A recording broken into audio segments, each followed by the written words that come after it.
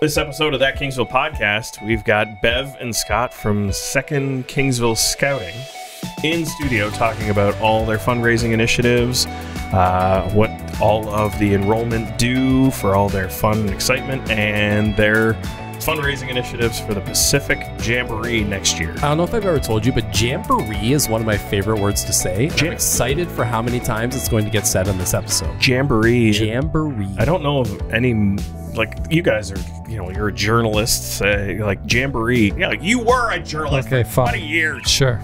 Jamboree, like, is there a better word in the English language that describes exactly what goes on at that thing? I don't know if there is. Like a festival isn't even that descriptive. No. Jamboree. Yeah. So. Like you hear Jamboree and stuff. Man, I'll tell you. That's a party. If the Greenway Jam was called the Greenway Jamboree, I would be there. Tickets. Nonstop. Tickets. You'd have to kick me out.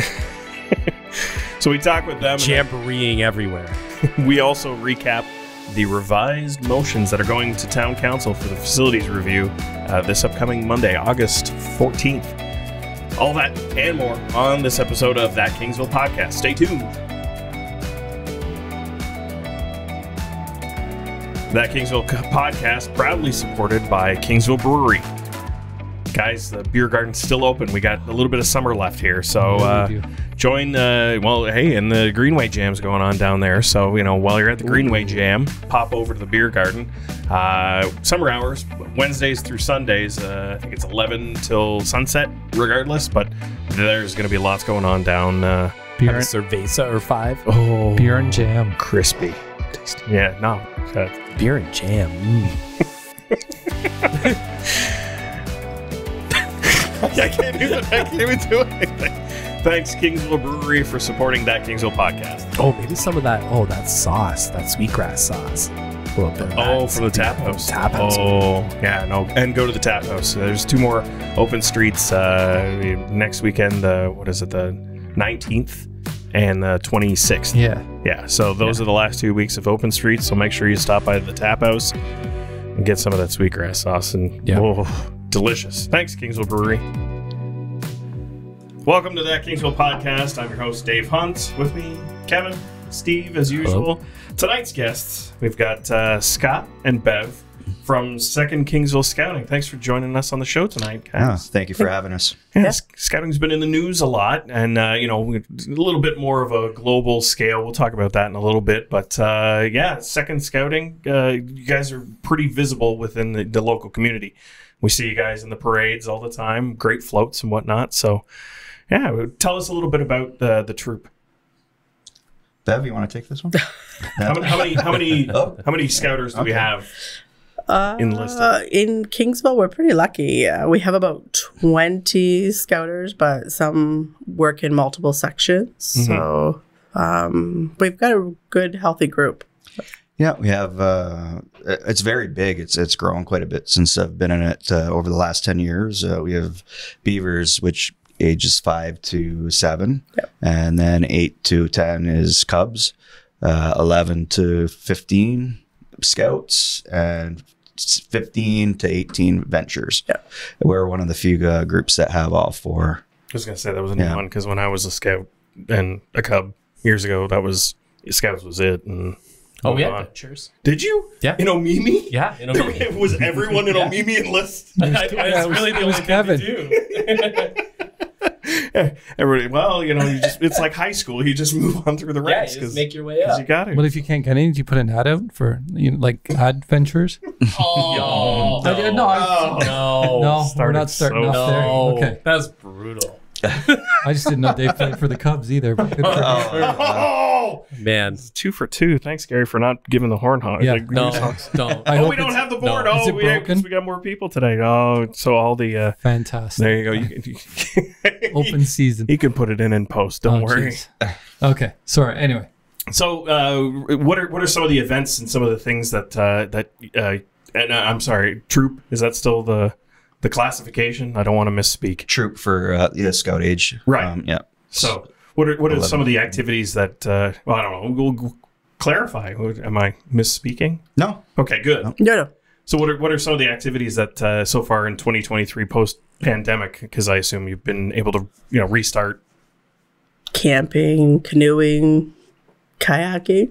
Yeah, Awesome kayaking trip. Yeah, we went up to Brant Conservation Area and kayaked down the Grand River. It was a nice trip. Kids had a lot of, a blast. Camp. We had where was our last one? I didn't go to it. It was at Camp Bell. Camp. It was at Camp Bell. Camp Bell up in Dorchester. We took the kids for a weekend up there, and we did a big linking camp out at Camp Cedarwin. That's linking camp is when we have all our sections, beavers all the way up to ventures, all join together at the camp. It's a lot of fun. Gives the older kids an opportunity to work with the younger ones. It's easier on the scouters because a lot of us, like Bev said, we're kind of wearing a couple hats and working in different groups. So yeah, it's coming up. We're going up to Fort George in September, and we're going to be camping just outside the fort. And it's a pretty historical event. The kids get to get tours of the fort. They do reenactments of the War of 1812. They use cap pistol or cap muskets, and they're actually taught how the armies battled at that point, where they would did the 3 lines where somebody would shoot and then they kneel down, and then the next group would. So the kids are actually ran through that, and they get to have a mock battle at the end of the camp. That's Niagara on the Lake, and that community is awesome. They have a huge parade where all the scouts will kind of walk through the town with their gear on, with their muskets, and then we get to finish the night off with a ghost tour in the fort. Oh, really? Did an amazing job. Really, like if there wasn't a ghost, you believe there was one. Yeah, absolutely. It was really good. Yeah. Now the beavers don't do a whole lot of camping. And if I remember right, you kind of go in stages, right? Like the younger kids get out a few times, the next stage cubs get out a bit more, and then scouts are out quite a bit more, right? What's kind of the difference for people that maybe aren't aware of scouting for their kids? When you're kind of progressing through what's beavers, what's cubs, what's scouts? Oh, it's a tough one. That is. So beavers, it's more, I guess, social skills, and the focus is getting outdoors as well and having fun, creating crafts. It's pretty well balanced. And as you kind move of build that interest. Yeah. And then when you move into cubs, like you said, there's a little more camping to it. Camping skills, outdoor skills, hiking. One of the things in Scouts Canada has really kind of changed more so the last probably 10 years is youth led. So it's not just a bunch of us adults, leaders sitting back, putting a plan together and saying, okay, this is what we're doing this year, kids. It's like having a conversation with them and saying, even at beaver age, what do you guys want to do this year? And then kind of obviously inspiring them with some ideas, because sometimes they don't know what they want to do until they are given the ideas. And that's the great part about it, right? So we can kind of, scouting isn't all about like sports. You don't have to be great at it, because there's so many opportunities for them to experience, from arts to STEM to outdoors and the camping. Like it's really a rounded program, and every year can look different from the year before too, because different kids, different interests, right? So that's what I think is different from the past. We're co-ed. It's evolving from what was it, Robert Boos, yeah, and this is kind of the way that things, you're staying relevant with the times to keep kids interested, right? Correct. Yep. We still have people today still say Boy Scouts, and I politely correct them that we are considered Scouts Canada for the purpose of we're all inclusive of every rounded part of diversity. So that's a big thing, because we have a lot of people that still look at scouting as Boy Scouts, because it was that for over 100 years, right? Yeah. I know one of the highlights on the calendar was always the Cub car races. Yep. Something I always enjoyed is that picked up obviously since Kent County champion. Here we go. Committee day. Scott can Many talk on feathers that. in his hat. It was 10. Still, no. Great That's job. hey, Great job. something to be proud of. You loaded your car, didn't you, though? Of course I did. I learned how to cheat early. Knew it. No, but that's something obviously that brings together a lot of different troops and groups from across the county, and they have the opportunity to move on. Just talk a little bit about the races and what that does as far as the camaraderie beyond just Kingsville. Yeah, absolutely. I've been lucky enough to have been given that job. There was a group that did it for many years, and you know, as they aged, they kind of wanted to step back, and the person that was heading it up had unfortunately passed away, and we inherited it. So it's actually a group of scouters from the Kingsville Leamington area that are running all the races in southwestern Ontario right now. And It's a beautiful track, is it? And yeah, well put together and maintained. It's incredible how they put it all together, and everything fits together, and it all goes into one little trailer.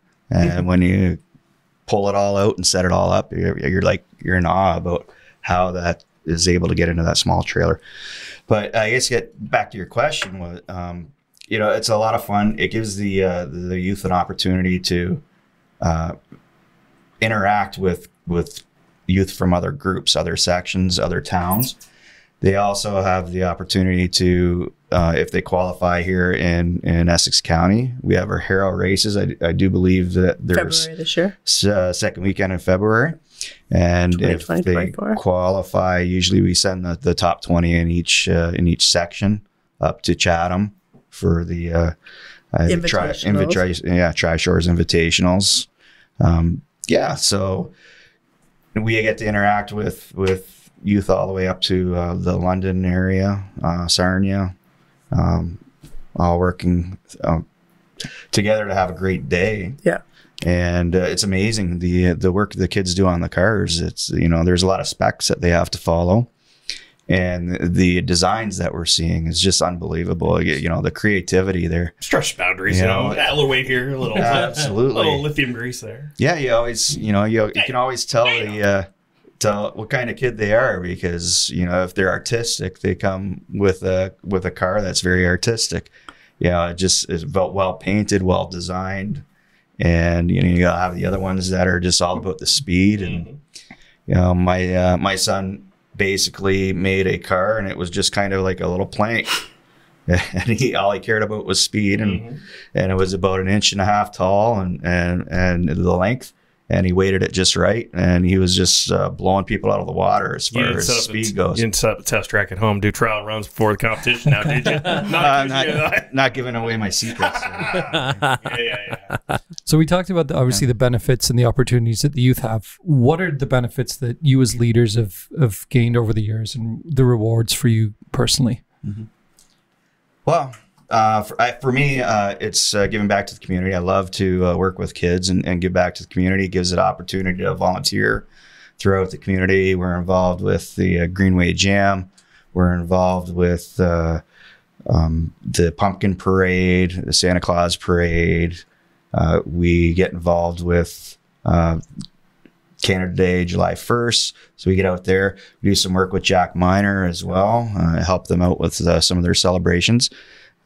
So for me, that's one of the things that I love. Of course, you know, I'm a teacher as well, so I absolutely love working with kids. And to me, it's really important, you know, to leave that legacy as well. And another really big thing is the friends I'm you know, meeting. Like, I've met some people that normally I probably wouldn't have ever come across, you know, in my life. And when you have a lot of like-minded people, it's easy to make friendships, and some of those friendships have lasted a long time, and I expect them to last a lifetime, unless I do something, you know, and take them off. No, it's been some time. So a lot of the initiatives, a lot of the reasons why we see scouting around the community is due to some fundraising, right? In order to provide events and things for the local troops to do. Right. So what are some of the current initiatives, and what are you targeting for those fundraising goals? Well, if you're talking about specifically the Pacific Jamboree next summer, we've got a large group of youth going, 19 youth and 7 leaders. So for every person that goes, it adds quite a bit to our budget of what we have to, our goal, right? Because, you know, there's flights and food and all these other things. So it's we have lots of events planned. Is that what you want to know? Yeah, absolutely. Okay. Yeah, so we can help this coming weekend. Help get you some starting promotion. Tomorrow. We're at the Greenway Jam down at the Grovedale on Park Street. For anybody that doesn't know where that is, we'll be set up there Friday night, all day Saturday, and all day Sunday. We'll be there with the barbecue, cooking up stuff, and on Saturday morning we're doing pancake breakfast. So that's not always what we do, but that's something we're adding to this one. And so that's a big weekend for us as a group. We have a car wash coming up on the 26th that we're doing at Home Hardware. They've been really great partners for us, allowing us. We've had a yard sale there this summer. We've done numerous barbecues there. And again, like I said, we're doing a car wash barbecue coming up in August. We've got all kinds of, almost every month, we've got something that we're trying to plan. We just sold some stuff for Deli Dudes with Scott, and we usually sell chocolate bars, and you name it. If we can come up with it, we're doing it. And it's not just us. It's not us, the leaders. It's not us as the parents. We, as our group, as leaders, fully believe that the youth need to earn. It's not a right for them to go. They have to earn it. And there's a lot of reasons why we want them to earn it. Not just the money value. We want them to learn skills. You asked earlier about what scouting is about. And it's learning about skills to be with you for life. So when they're with us this weekend, they'll help on cash. So they're working with money, right? They're dealing with customers. So all these things that are lifelong skills are part of fundraising. Being there, being as a team, because we're taking these kids away with us to BC for 12 days. No, I'm serious. So we go 2 days before and 2 days after. So part of the Jamboree, our last Jamboree, we went to Souk, BC. We were very fortunate. We got to do some amazing things. We went whale watching on our own. We raised enough money so we could do these added things, because this is my second time going to BC, but I may not have ever had that opportunity had I not been a scouter, but some of these kids may never have that opportunity to do it. And at this age, right? But it's a big thing going across country for them and for us. By the 4th day in, we start not liking each other as much, right? So they get to know us. We get to know them. Monday nights when we meet for scouts, we're with them for 2 hours. But 2 hours blows by so fast, right? So this gives us more time one-on-one spending with them. So that's a big thing about and then I also tell them all the time, all the leaders, all the youth, all the parents, as part of a community, people want to see who they're supporting.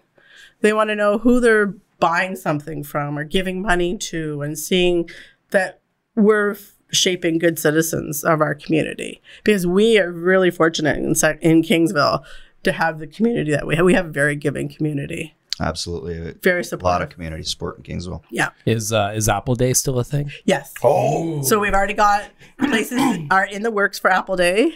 We've already asked certain businesses, again, if we can stand out in front. Again, it's not selling apples. We're trying to sell the experience. Well, it's an experience. Right. So it's an experience. Sir, would you like an apple? You go through town, you're eating 6 or 7 apples. Just doing your weekly chores. The best sellers that we have are the beavers. Yeah. They're not shy. And they could be car salesmen when they're only 6 years old. Yeah. I'm serious. And who can refuse a cute little beaver looking at them, right? Yeah. So it's in October. I can't remember the exact date. Right. But I think it's the second weekend in October. Yeah, we it's have coming that up. So keep an eye out for us. We'll be around town. So no, please. Whoa. No, that was a 3. That was a 3. Whoa. 3 follow-ups. Okay, Kevin, you can have the floor. No. Well, then I will take it. Do you have an idea how much you need to raise to be able to go out? Have you put a dollar value on it yet? Scary. I know that's tough, right? It's scary. Absolutely, yeah. We were talking about it today, actually, and we figure it's about $2,500 a person. Which, with that many people going, it's in the neighborhood of $65,000. Yeah. Honestly, that makes sense. Like, you're going for a long period of time. You got to fly out there. You got to fly back. That's not obscene by any means. You know, Right. that flying Canada, it's not cheap. Yeah. Well, even the price of food, right? Yeah. As the cost went up. And Yep. we rent a motel for a couple of days because, like I told you, we do some before and after. So there's all these little added costs. We could trim it back. But again, we're going for the adventure. Yeah, we want the kids to have an amazing experience. Last time around, we went to the Capilano Bridge beforehand. We spent the night at the Vancouver Museum, or not, Aquarium. Sorry, Vancouver Aquarium. That was an awesome. Yeah. Like, the kids still talk about that. The ones that went last time around, they take you into the background, the back rooms and stuff. Kids get to do things that the general public never gets to do. And then in the morning, you basically get the run of the place Before they even open. Before they open, yeah, we were able to watch them train the dolphins, and feed all the animals out there. It was an amazing. It was. Experience. I would have been happy to stay there and not go any further. Really. Yeah, It really was. It was a good time. And we went from there. We got on a ferry to get to the island. So it was like we went on a plane and we went on the ferry. We went on school buses. Like it was quite a trip. And then we did the whale watching. Whale watching, yeah. In Victoria, which was amazing. That was after, yeah. It was an amazing experience as well, just to get out there. We actually had a blue whale swim. Humpback whale swim right underneath our boat. Like, oh wow! In the Zodiac. If I 6 feet under the boat for sure, nothing more, and just amazing animals. Yeah. You mentioned, wow, sorry, excuse me. You mentioned that they have to do some fundraising, but if somebody wanted to make just a general donation, is that accepted?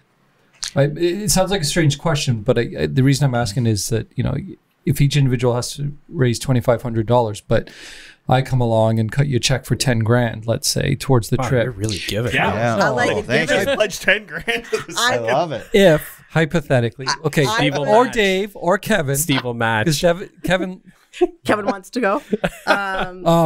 do you then, can you accept that and divide it evenly amongst the 19 people or 20 whatever people, or does it have to be strictly fundraised? Absolutely. No, we would accept any donations, and it does get divided equally amongst all the individuals going. Okay, so with that response, who do they contact if they want to make a donation?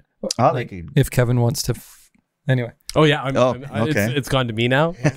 All right. Thanks, Kevin. No, Yeah. but Hey, you're welcome. Yeah, they could contact me, Scott Augustine. My email address is scota@kojiko.ca, or they can look us up on Facebook. They can contact Bev or any other individual that has anything to do with scouting. They can make contact through us. And, there is a process if they want tax receipts. Absolutely, we can provide them. It's a little bit of a process, but we do get that. They have to make a donation to Scouts Canada for a specific purpose, and then it goes up through Ottawa and then comes back down to us, and so on and so forth. But yeah, it's we'll never say no to donations. That's for sure. What was that email again? scota@kojiko.ca. You were talking about jamborees, and obviously jamborees are in the news. Absolutely. We'll talk about that a little bit, but I think it would be good to kind of explain what a jamboree is and the purpose, because I think a lot of people now are hearing about it, seeing it. We're obviously talking about fundraising to go to one. What is it, and what's the purpose of them? Well, on the one that we're raising money for is a provincial Pacific Jamboree, right, out on the West Coast. So this is within Canada. This is on a smaller scale. So they usually take less than 3,000 participants, which are the youth are the participants, plus volunteers. Then there's Canadian Jamborees. So that would be one that Scouts Canada would host within Canada. The last one was in 2017. Scouter Marlene and I went to Nova Scotia then, and it would be about 7,000. So again, the scale changes, right? There is going to be a jamboree next summer again on the East Coast. So they've got, but again, on the smaller scale. Canadian Jamboree kind of dropped out of sight right now because it takes 3 years to plan them, and COVID happened.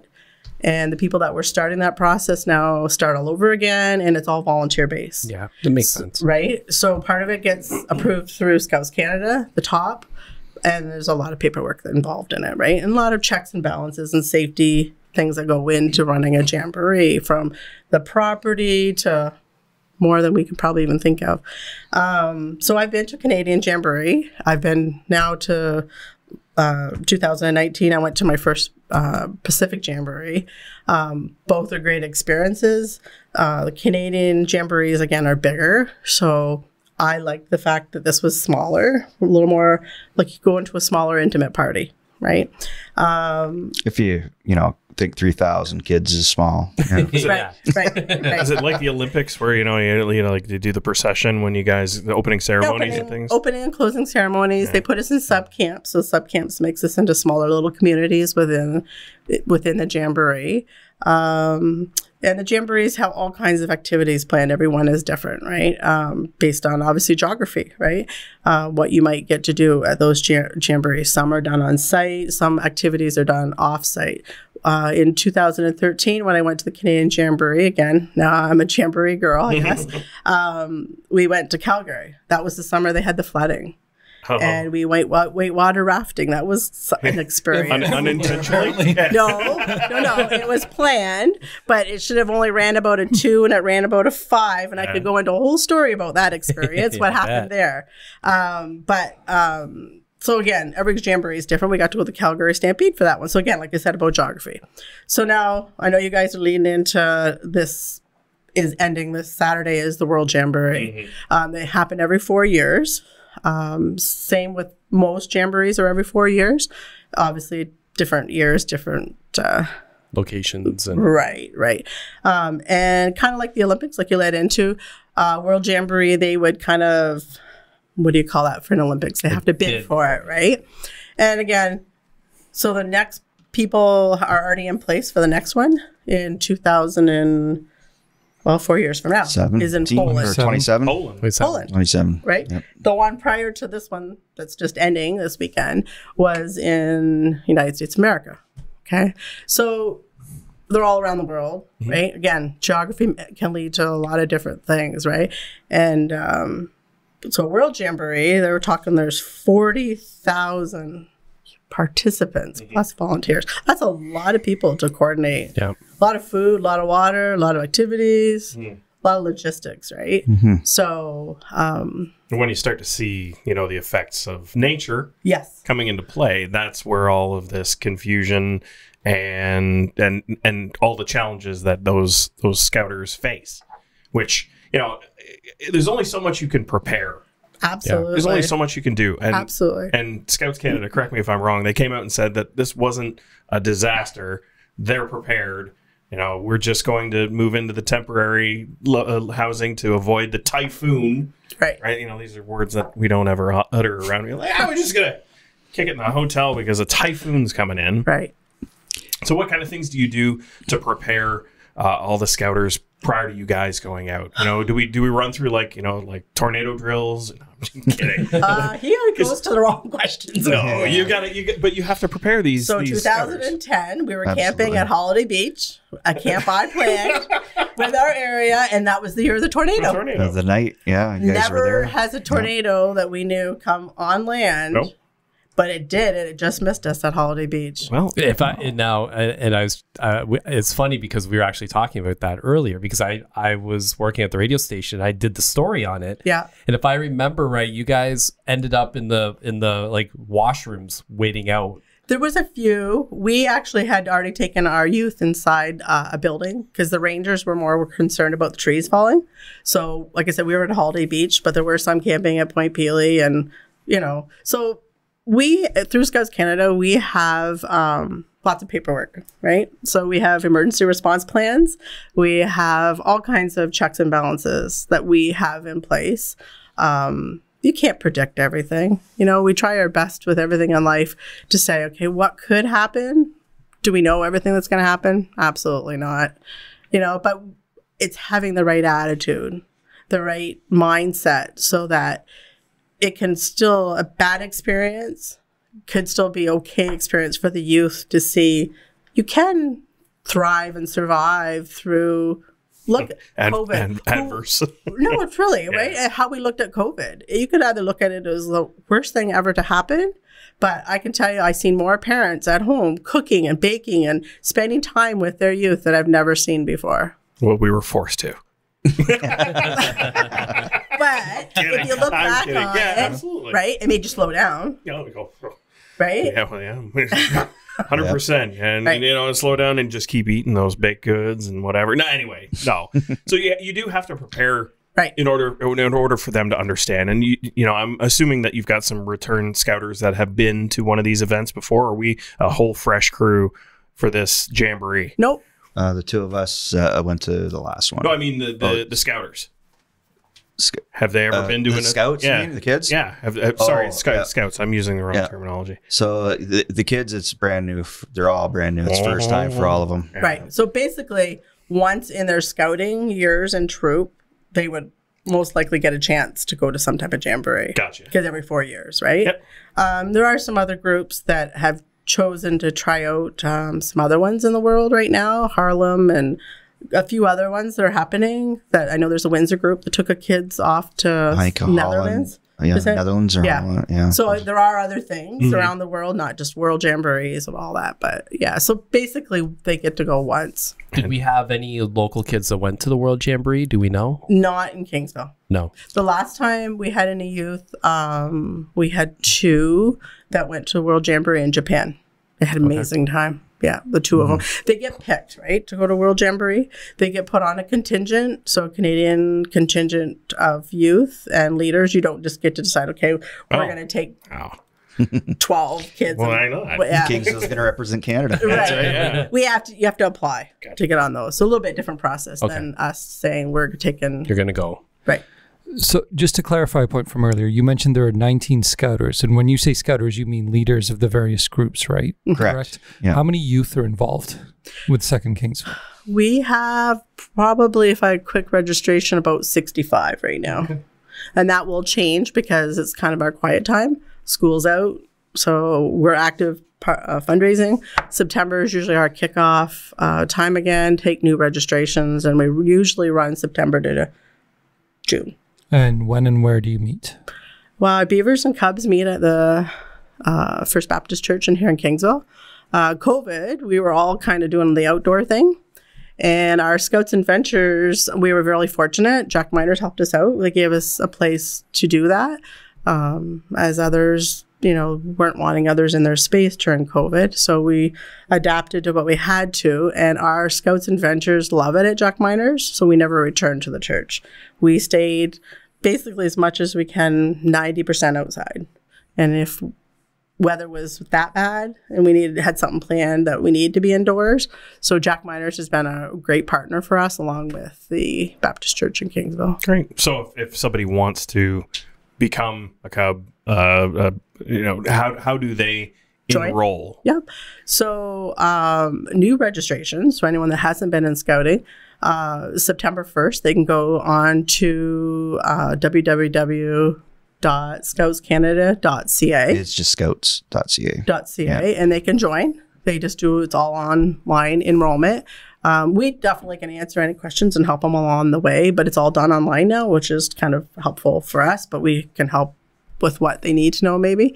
So they fill out the information online, they pay online, and we contact them and let them know where and when they need to be. So our Monday nights, our Scouts and Ventures meet from 6:30 to 8:30. Tuesdays, Beavers meet from 6 to 7, and Cubs meet from 7:15 to 8:30. And I don't want to always say the Baptist Church because, again, they try to find all kinds of activities where they can go. Mm-hmm. So it could be a tour of the pumpkin patch, could be out at Camp Cedar and on a hike, numerous things, right? So Okay. Great. Well, one more time, plug the car wash. That's August 26th. Yep. At Kingsville Home Hardware from Yep. 9 a.m. to 3 p.m. Yes. And then you have a banner sponsorship Yep. for the Pacific Jamboree in July 2024 in Sook, BC. So contact Scott because you can email him because he gave us all his personal email address. So spam him. Yeah. It's scota@coachgo.ca in order to inquire about the banner sponsorship because every little bit helps. Again, sounds like the initiatives that you have planned for your enrollment, it's going to cost a lot. You said $2,500 per person just for the Pacific Jamboree, but that's only one of many different things that you guys do for the enrollment, and everything costs money. So thanks for coming on the show tonight, and good luck in the fundraising initiatives, and let us know where we can help if you have other things to promote, and raise funds. Okay, well, thanks for having us. Yeah. It was Awesome. a wonderful experience. Right. I wish I would have known I was supposed to wear my Red Sox hat. We see all these baseball Everybody. hats around the table Well, here. it was a Red Sox hat. You that microphone. It's crazy. Oh, weird. Yeah, it's crazy. Scott Augustine, Bev Snyder from 2nd Kingsville Scouting. Thanks for coming on the show. All right, thank you. Thank you. So it was nice to have Bev and Scott come in and talk scouting in the area, and they wanted to also include that we forgot to talk about it, but at the Kingsville Legion, they're still doing their pop can drive. There's a trailer there that they'll accept pop can donations in order for fundraising as well.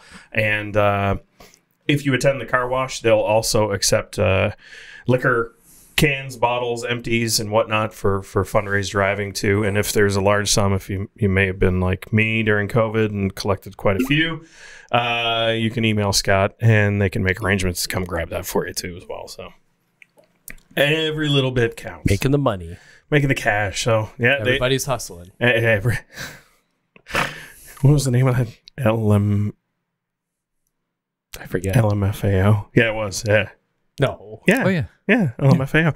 Anyway, yeah, they mentioned also that they're going to be at the Greenway Jam, which is this weekend. Woo! So it starts tomorrow, Friday. The Jam, which probably will be the day today when you're listening to this live. Thank you, Gary, for all your hard work producing this immediately. We got postponed this week. Sorry. But yeah, the big event in town. Lots of activities. There's the Ask Art Garden, whatever have you they're calling it this year out there as well. Cool. Plan on attending this year? Like you asking? Yeah. Are you asking if we're going to attend? I'm not going. I'm not 100% on it. I'm out of town. Hey, look at I don't want to slag on a great community event. The lineup's not really my thing, so I'm not 100% sure. Love the hip, but it's just different when there's one of them. No Gordy. Yeah, I don't know. Yeah, we have company. I'm not. Yeah, you do. And it's tough. It's tough. But I mean, what we can also touch on real quick is, if the Greenway Jam is as successful as some of the other recent events. I mean, from what I understand, it was the last scheduled Sun Parlor Rodeo, but was sold out. Yeah, absolutely fantastic what they have done over the years for the Hospital Foundation. 20 years. And then the Hogs for Hospice. I wasn't able to get. Saturday was a sellout, and Friday was very close. Okay, and even just in town here, I wasn't able to make it uptown, but just some of the videos and pictures that I saw were fantastic. Yeah, it was well received.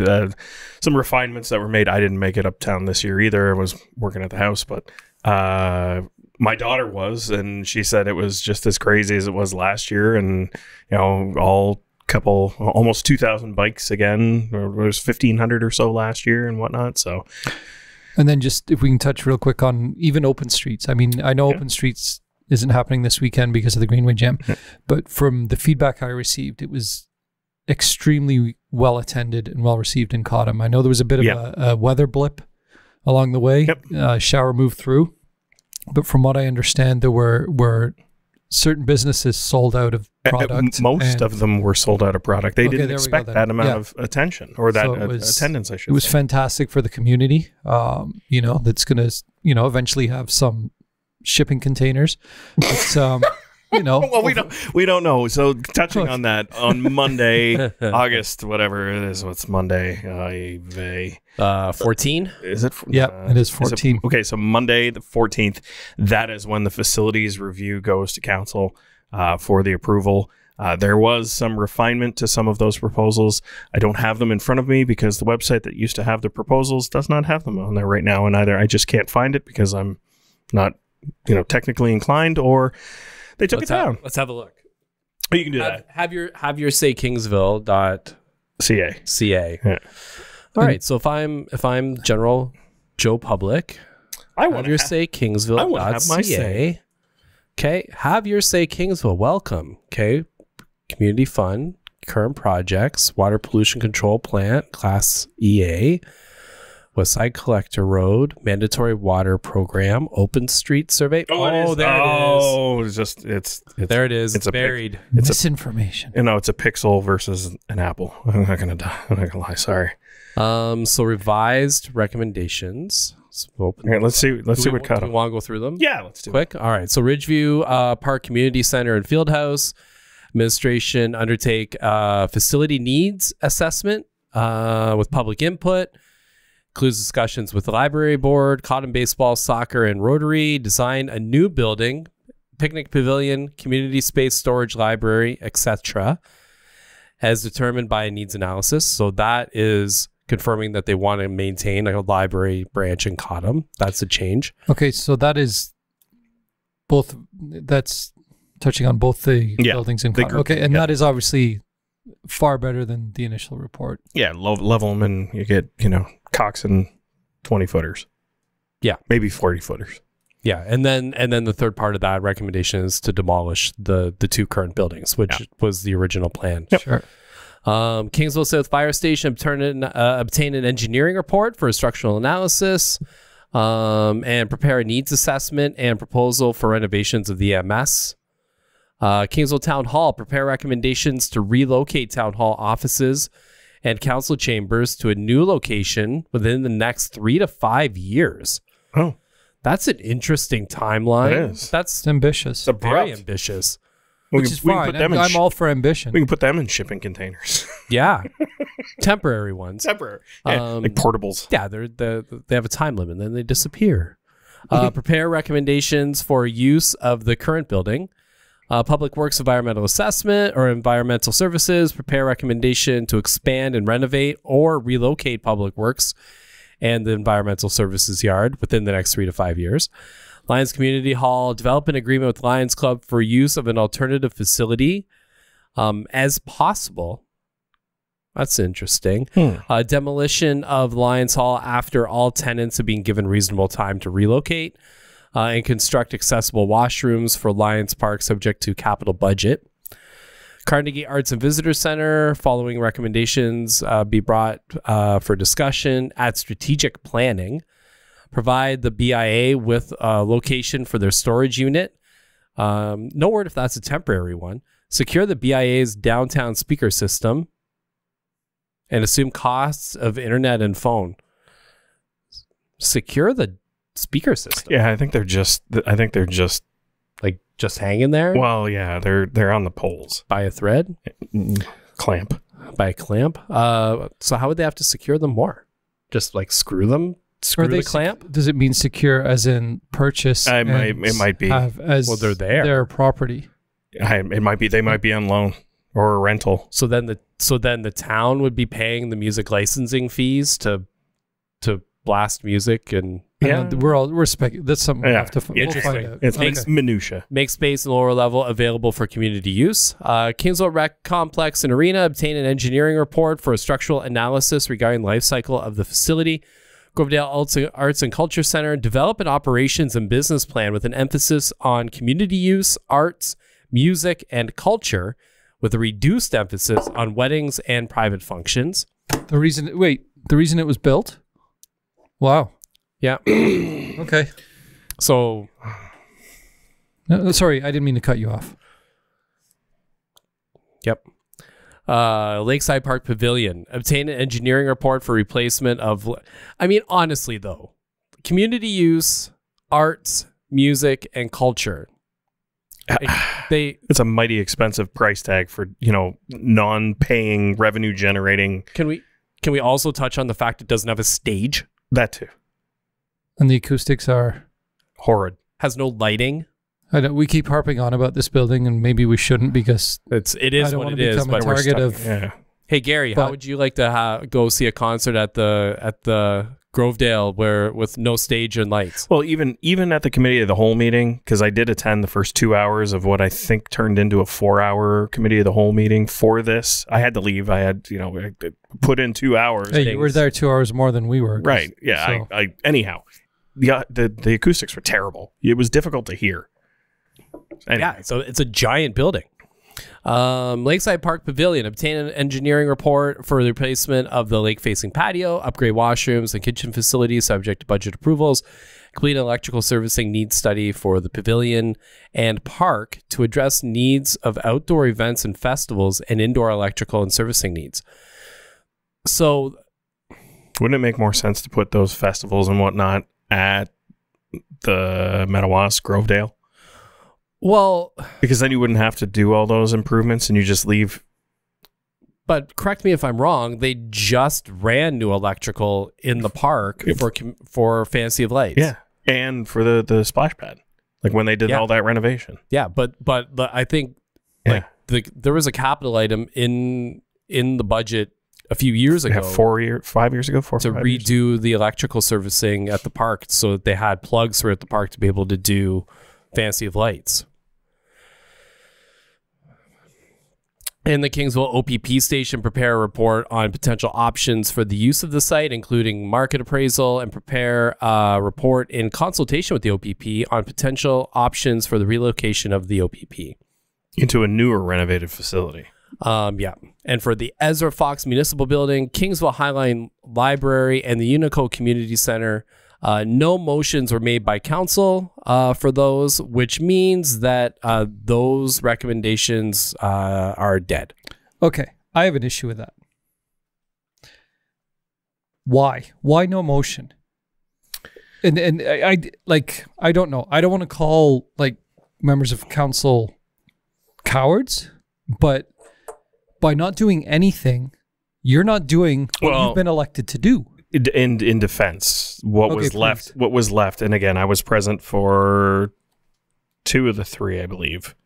They want to determine those needs with the strategic plan that they're quote unquote starting in September fall timeframe in order to see where their needs have to be in order to facilitate what that strategic plan requirements would be. So in the case of the Ezra Fox Ruthven Library, there was a contingency of a lot of local parents that argued the fact that half of the building serves as a Montessori and that there was a need for childcare in that community because there was a deficiency and deficit of however many different spots available and whatnot. So a stay of execution for the Ezra Fox building. Okay, and I will say to that from what I understand too, there were people who spoke to the history of the building, the fact that it was donated specifically for that. So going back to our last episode, my initial thought was, yes, sell it, because you've got to sell something. And I'm going to backtrack on that statement after here, and listen. Oh, I'm not. Oh, no, I get why they're not selling it. But then why isn't there a motion to say, let's keep this? And that's when I'm saying that, okay, you mentioned the strategic plan, but all these recommendations are there in front of council. So either they didn't want to be the person that said, let's sell it, or they didn't want to be the person to say, let's keep it. Not one of them. Yeah. No one's... You're absolutely and you right. don't even need a seconder, right? But at least put something on the floor to say, okay, this is the direction we want to go in. Because we don't elect 7 people to sit idly by and ignore recommendations. Well, it would be... I really think that an elected official would have a hard time justifying selling the only municipally owned building in Ruthven on that side of our town to use that money to create more of a cultural space at the Grovedale. Oh no, it Right, so then- actually the comment, and if I may, Sure. John Norton, CAO John Norton, said that in this kind of a circumstance, the sale and the revenue generation from the sale of this property could fund Cotham's new building at the park. So, it's a matter of, if we're talking about, we only have $1.4 million of available money in order to execute any of this, where do we find more money without impacting taxation and whatnot? And this is a viable option. But people in Ruthven pay taxes too. Understood. We all pay taxes. Like, I No, get but back to my point is simply then someone needs to step forward and say no, after listening to the people of Ruthven, and say, you know what, okay, we do need to keep this. I understand, and I completely understand John Norton's point, and that was because we agreed on that the first time we heard the recommendation. You've got to find money somewhere. But by the same token, then someone on council needs to step up and say, hey, I move that we maintain this property. And then if no one seconds it, fine. But at least there's something on record that somebody stepped up to make a decision one way or the other. I wouldn't agree with you with the Ezra Fox. I didn't before the meeting. I thought we should keep it. And I wouldn't agree with you in Cottam either. I think both of those communities deserve to have a municipally owned building, whether it's a library or a community center or whatever. There should be a location in that town that you could point to say that's our area. And I think it's a disservice to not have the ability to do town business at that library branch.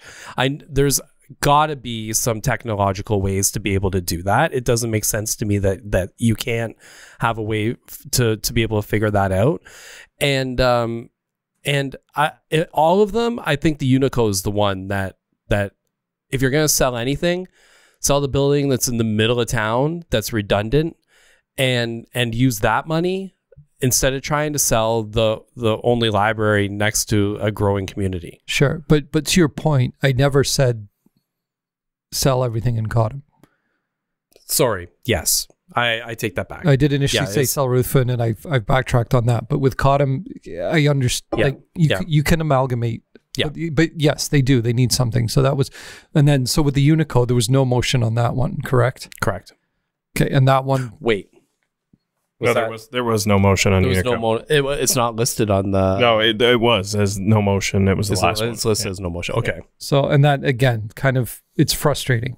Yeah. Somebody please just say, okay, you know what? We can make this work for the 2 or 3 groups that use it. And then then say, okay, we've got 2 groups in here. We understand the Lions are going to need somewhere. Lions Club, are you interested in joining the party at the Unico? And I think that's why they're not making the decisions on those buildings, because they're still owned assets. They're still those service groups that need somewhere to be, right? In order for them to facilitate them and not alienate anyone, right? They've got to find a plan. I still think that this whole initiative was a little bit rushed, and I think that the way that it kind of went about, it impacted a lot of people. It came across really harsh, really initially, and it put everybody's backs up, ours included. Yeah. Right. So I think I agree. I think it was a fumble. I think administration fumbled it. I think they misread their ability to be able to get things passed by this council, and I really believe if they had brought those recommendations separately instead of together as one large report where you're forcing council in front of a large room filled with angry people to vote on a whole bunch of different things. If those are single reports that one pops up a month, you're probably getting some of that business done instead of having people councillors scared to make motions. Precisely, because now you're impacting a far greater amount of everything, right? Social outlook, utilization, impacts of costs. You have to have strategic plans now that encompass all of them as joint facilities or a big portion of them, rather than just independently, hey, it's the Unico, do we want to turn it back into a bank? Or now the interesting part that I wonder now is the town, instead of hiring a consultant to put this report together, employed a person to do this report. So and to manage these projects. So there's really there's one feasibility study out of this, and the rest are engineering reports that you have to hire an engineer to do regardless. So I wonder if that position still exists. Are we still paying someone to manage projects that probably should have been able to have been managed by our current administration? That because you have 3 of the pretty big ones that were in that facility review. You have 0 recommended actions. So now those just disappear, and they're not considered as direction. One thing that's not in there, and it doesn't need to be at this point, because I mean you can't get the estimates, but it's simply dollar figures. So you talk about breaking up when you hear that, okay, we need a new OPP station, we need to look at building a new town hall, and we need to look at, pick one other significant thing. Like how many millions are we looking at? Oh, yeah.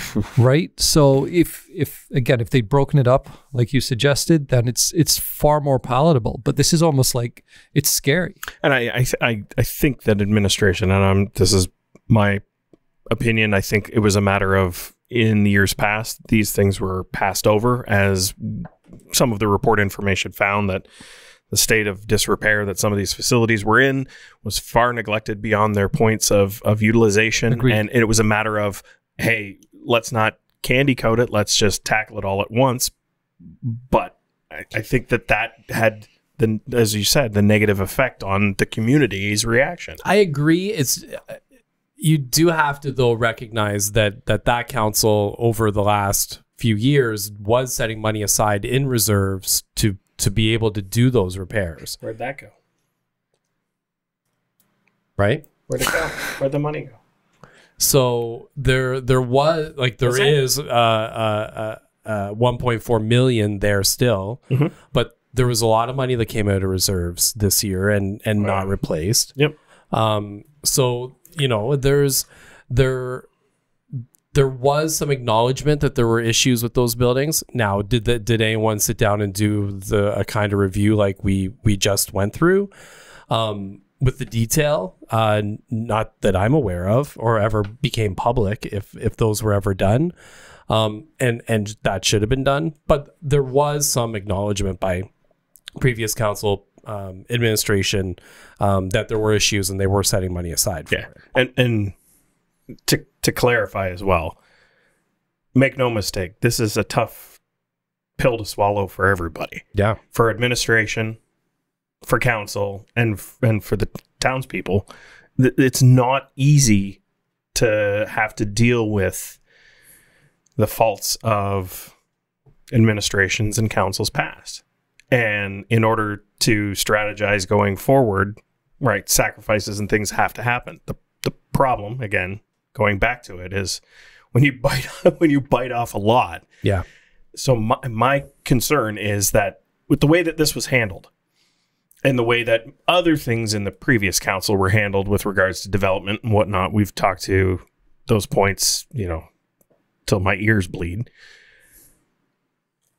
How are we going to handle other tough conversations going forward in order for that strategic plan to happen for the betterment?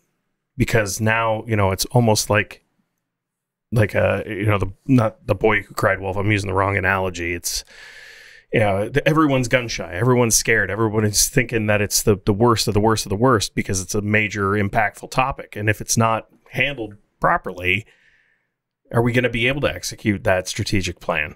Or are people just going to overreact and go, well, you're doing this like you did with the facilities review. No way. We're not doing it. The reality is buildings cost money for upkeep and they all have a life. And that's life cycle costing is a thing in municipal finance for a reason.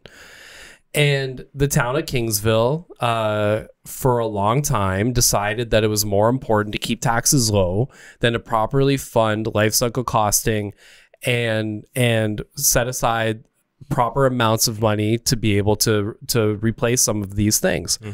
And you can point specifically to the city of Windsor for their 0% increases over 10 years, quote unquote, when they have the benefit of owning the public utility in their town and being able to use one hand to pay for another and not have to seem like they're raising taxes public. And so then that put, and Steve, you saw it too, during all of those years, all of the councils out here in the county felt like they had to have 0% budgets too, because their residents expected the same that they saw in the paper or saw on TV or heard on the radio that was happening in the city.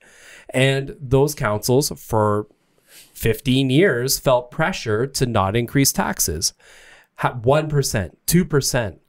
And now you get to the point that we're at now where you haven't increased taxes for a long time by a substantial amount, more than what cost of living increases are and inflation. And you haven't set money aside to be able to handle a new town hall that when it's too small, to replace the buildings in Cottam, to be able to have a properly sized OPP station, so